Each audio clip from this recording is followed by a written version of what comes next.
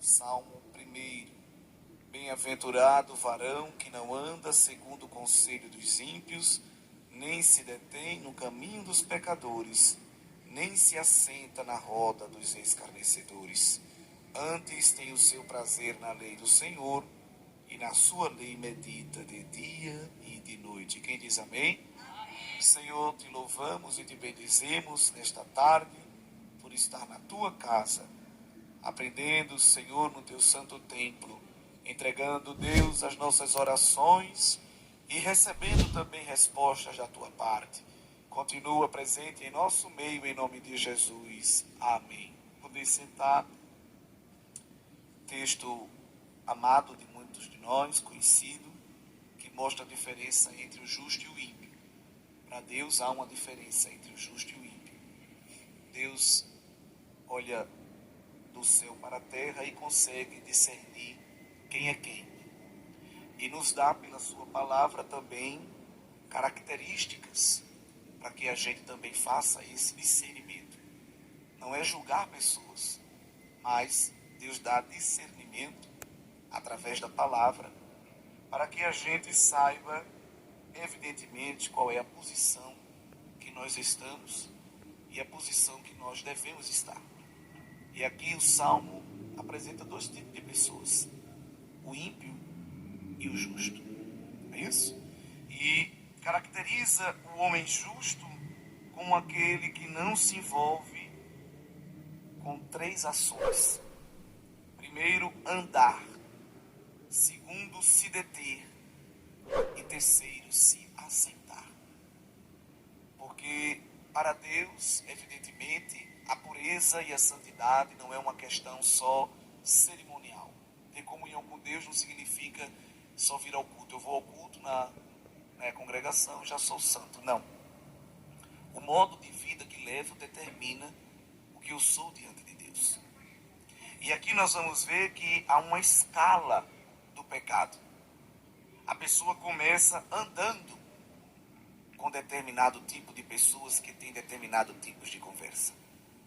Daqui a pouco já não está andando, está parando num ambiente onde há determinado tipo de pessoas com determinados tipos de conversa.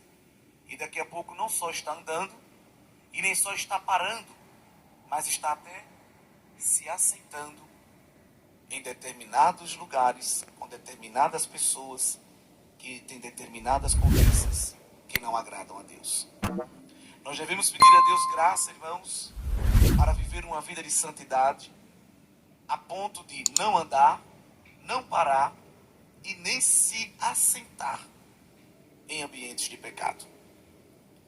Escolher bem com quem a gente anda, escolher bem com quem a gente conversa. O que conversa? Jesus fez este ciclo de andar, se deter e se assentar. Mas não foi com ímpios, com pecadores, nem com escarnecedores. Lá em 24 de Lucas, ele começou no caminho de Emaús a andar com dois homens, crentes. Estavam tristes. Já era domingo da ressurreição, mas eles estavam se comportando como se fosse sexta-feira de Páscoa. Jesus já estava ressuscitado, mas eles estavam se comportando como se Jesus estivesse ainda morto. E Jesus se colocou no meio do caminho e começou a andar com eles. Eles estavam murmurando, eles estavam tristes, dizendo: hoje já é o terceiro dia e não aconteceu nada. Já tinha acontecido, mas eles não estavam percebendo, por causa da dor da prova. E Jesus começou a andar com eles. Mas Jesus não começou a murmurar com eles. Jesus chegou para fazer a diferença. Disse assim: vocês não entendem as coisas de Deus? Pois eu vou explicar. Vocês são tardos de coração, nécios. Vocês têm dificuldade para crer, mas eu vou ajudar vocês a crer. E o que foi que Jesus fez? Enquanto andava, começou a explicar as Escrituras. Começou a alimentar o coração daqueles homens. Não com fofocas, não com disse-me-disses, não com queixumes, não com anedotas, com fábula, mas com a palavra. Porque a palavra produz vida. Não é isso, igreja? E no meio do caminho houve uma bifurcação e Jesus se deteve, parou. fez de conta que ia tomar a direção oposta só para experimentar o coração daqueles homens. E eles disseram, não vai por aí não, vem por aqui. Fica conosco, já é tarde. É perigoso continuar a viagem, você precisa descansar. Eles estavam dizendo como que Jesus precisando. Mas quem estava precisando mesmo era eles. Fica mais um pouco. E Jesus, que já estava andando com eles e se deteu no caminho com eles, agora vai se assentar com eles na mesa do banquete, na mesa da comunhão. E através de um gesto de abençoar o pão, vai revelar ali que era Cristo glorificado. Eles vão perceber que era Jesus. Aí Jesus vai embora, mas deixa eles alegres. E um diz para o outro, agora eu estou entendendo, que enquanto ele falava, ardia dentro de mim, no coração, a palavra que ele falava. Eu também. E aqueles homens que passaram o dia inteiro caminhando, murmurando, tinha tudo para passar a noite, agora para descansar, ficaram tão animados que vão fazer o caminho de volta todinho no mesmo instante, mas agora não murmurando, agora alegres, anunciando, Jesus está vivo e a gente acabou de falar com ele. Então nós devemos seguir o exemplo de Cristo, andar no caminho da justiça, se deter no caminho da justiça, se assentar no caminho da justiça para produzir vida naqueles que estão ao nosso redor, não é, irmãos? Então a pergunta esta tarde é, com quem nós estamos andando? Aonde é que nós estamos parando? E onde estamos assentando o nosso coração? Se a gente quer a presença de Jesus, a gente tem que andar com Ele, a gente tem que se deter com Ele, e a gente tem que se assentar com Ele, porque quem recebe Jesus no caminho e fica com Jesus, sente o coração arder, e a tristeza vai embora e a alegria chega, não é? Tem muita gente doente nos dias atuais da alma, muita gente dentro da igreja sofrendo de depressão, sofrendo de ansiedade, preocupações, perde a alegria, mas também quem é a sua companhia? Quais são os assuntos que trata durante o dia? Hein? Oi, irmão, estou tão ansioso, estou tão nervoso, estou me tremendo, eu não tenho paz. Mas como é que está a rotina? Qual é o teor da conversa? Hein? Quando acorda, quais são as primeiras notícias que procura ver? Não pega na Bíblia, não dobra o joelho para orar, para conversar com Jesus.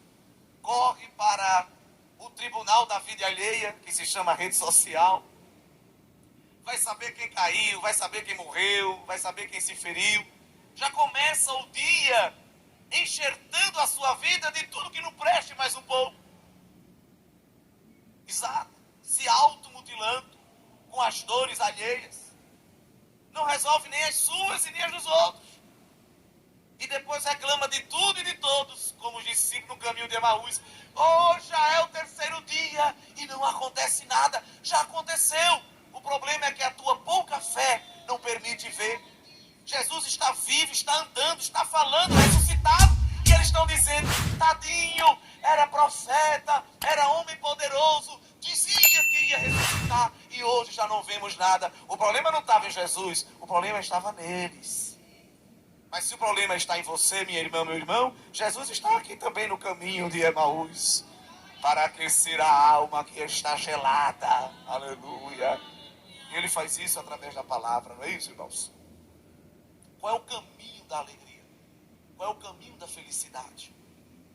Tem gente aí vendendo aula para ensinar os 3 passos da felicidade. Tem gente aí vendendo curso dizendo, eu vou lhe dar os 5 passos para ser feliz. O segredo do sucesso, o segredo da felicidade, da prosperidade. Não é mais segredo. Foi revelado no Salmo 1 e é gratuito, não precisa nem pagar. Aleluia!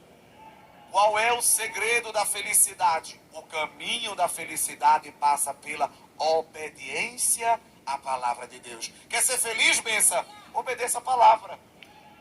Não precisa de 3 passos, 4 passos, 5 passos. Vou me revelar a chave. Não, tem nada disso. Já foi aberta a porta. É o caminho da obediência da palavra que desemboca na verdadeira prosperidade. Muitos crentes embaraçados. Muitos crentes embaraçados com tantas coisas, culpando Deus e o diabo pelas suas lutas. Mas na verdade a culpa é tão somente dele. Tem pessoas que se embaraçam a si mesmo, não precisa nem que o diabo lhe embarace. Tem gente que não precisa que alguém faça um laço para lhe capturar. Ele é o próprio laço. Tem pessoas que não precisa que alguém lhe ponha um tropeço para ele cair. Ele é o próprio tropeço. É o próprio escândalo. Porque não tem uma vida de obediência à palavra de Deus. Mas quem tem uma vida de obediência à palavra de Deus é bem-aventurado. E bem-aventurado significa mais do que feliz. Tem alguém que diz aí fora que não existe ninguém feliz na terra. Eu digo, é mentira. Tem alguém feliz aqui? Não sei se tem alguém. Olha só que coisa. Somos um povo feliz porque temos comunhão com a palavra de Deus. Aleluia. Nos faltam coisas. Não temos tudo o que queremos. Temos tudo o que precisamos, porque Jesus disse que Ele tem poder para suprir as nossas necessidades. Ele nos ensina a buscar o seu reino e a sua justiça, e todas essas coisas são acrescentadas. Mateus 6. Ele não diz todas as coisas, que é um perigo. Todas as coisas são... Ele não disse todas as coisas, todas essas coisas. E que todas essas coisas são essas. Ele fala no começo do capítulo o que é a vez de comer, o que é a vez de beber e o que é a vez de vestir. Então tudo que a gente necessita, Ele dá. O que a gente precisa comer, o que a gente precisa beber e o que precisa vestir. Não tem aqui ninguém nu. Todos nós temos comido, todos nós temos bebido. Talvez não temos comido as melhores comidas, né?